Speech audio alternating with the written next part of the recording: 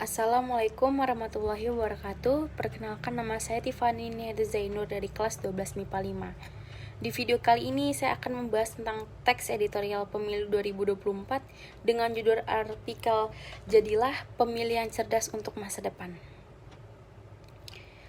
Pesta demokrasi akan berlangsung pada 2024 mendatang. Dalam perhelatan politik ini, tentunya seluruh komponen masyarakat diharapkan dapat ikut serta menyalurkan hak suara untuk bisa bersama-sama menentukan pemimpin bangsa yang akan menentukan nasib negara ke depannya. Generasi muda yang disebut sebagai generasi emas, keikutsertaannya sangat diharapkan. Pada dasarnya, pemilu yang diselenggarakan di Indonesia memiliki dasar hukum yang kuat.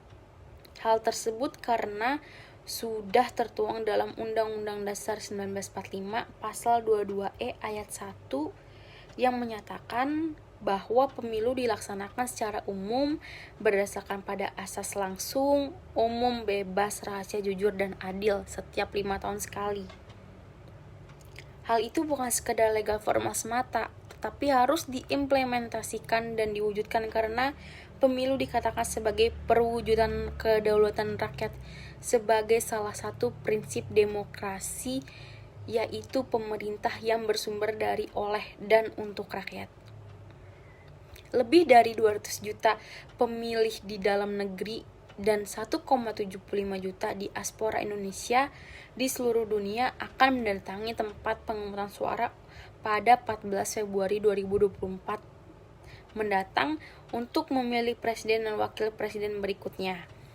Pemilihan legislatif juga akan digelar bersamaan pada hari yang sama. Presiden dan wakil presiden itu telah dibuka pendaftarannya mulai 19 Oktober hingga 25 Oktober 2023. Sejauh ini 3 koalisi besar terbentuk mengikuti figur yang bertarung pada pemilu 2024. Calonnya Ganjar Pranowo, Anies Baswedan, dan Prabowo Subianto.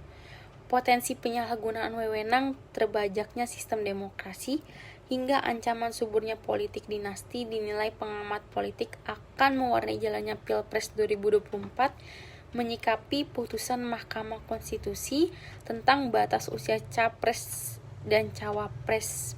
Pada putusan ini dianggap membuka jalan bagi putra Presiden Joko Widodo, Gibran Rakabuming Raka, selaku wali kota Surakarta yang baru berusia 36 tahun, untuk bertarung dalam Pilpres mendatang, sekaligus menguatkan tudingan bahwa Jokowi dan Gibran melanggengkan politik dinasti.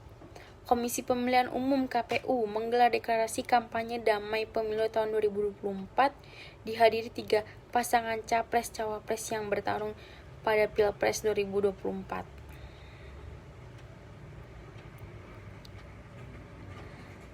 Selama masa kampanye, KPU akan menggelar debat capres-cawapres sebanyak 5 kali. Oleh sebab itu, rakyat memiliki peranan penting sehingga diharapkan ikut mengontrol pemerintahannya, dan masyarakat berhak untuk memilih pemimpinnya. Melalui pemilu, para pemimpin terpilih juga diharapkan bisa menyelesaikan rencana-rencana pembangunan yang akan dibuat agar disesuaikan dengan rencana pembangunan yang telah dibuat sebelumnya oleh pemimpin terdahulu. Dari penelitian yang telah dilakukannya olehnya di Kabupaten Buleleng ditemukan bahwa tingkat keberadaan pemilihan pemula hampir 70% sebagai dampak dari bonus demografi, sehingga pemilih pemula pada tahun 2024 diprediksi akan meningkat. Seperti diketahui, pemilih pemula memiliki usia minimal 17 tahun sehingga menjadi faktor penting pada pelaksanaan pemilu. Bahkan bisa dikatakan pemilihan pemula ini dalam pemeran utama dalam kontestasi pemilu 2024. Akan tetapi pemilih pemula yang masih awam akan pemilu masih perlu diarahkan agar bisa mengenai para calon yang akan dipilih nantinya.